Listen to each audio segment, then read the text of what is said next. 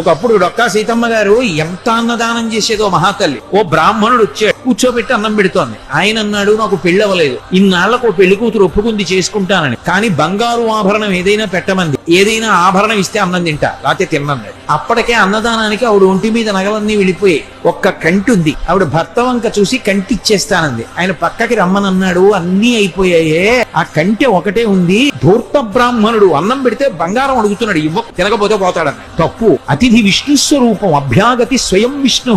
కాబట్టి ఆయనకి అన్నం పెట్టినప్పుడు బంగారం ఇచ్చేస్తాను. ఏమవుతుంది? పెళ్లి చేసుకుంటాడు, మంచిదేగా. కంటే ఒంటి మీద ఉంటే ఏమవుతుంది? శాశ్వతమా? పుణ్యం శాశ్వతం. ఇస్తానంది, నీ ఇష్టం.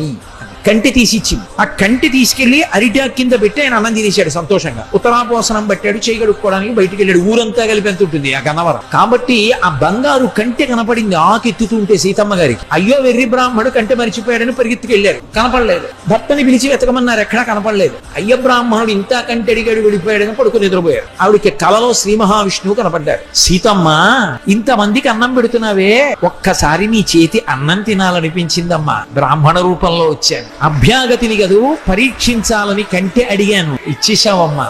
చాలు తల్లి, మురిసిపోయాను. నీ ఒంటి మీద నగలైపోయాయని బెంగ పెట్టుకుంటున్నావా? ఇంతకింత బంగారం నేను ఇస్తాలే అమ్మా. ఆవిడ లేచి భర్తకి చెప్పింది కళ. ఎప్పుడు దున్నే పొలమే. ఆయన పొలానికి వెళ్ళారు. సాయంకాలం వచ్చేసే ముందు ఏదో గొప్పు తవ్వుతున్నారు. కంగుల శబ్దం వచ్చింది. కొంచెం మట్టి తీసి చూశారు. ప్రదోషం వేళ బిందె కనపడింది. ఉత్తరీయంలో మూట కట్టి ఇంటికి తీసుకొచ్చి మూత విప్పి చూశారు. బిందె నిండా బంగారు కాసులు. అంత ఐశ్వర్యం ఇచ్చేశారు శ్రీ మహావిష్ణువు.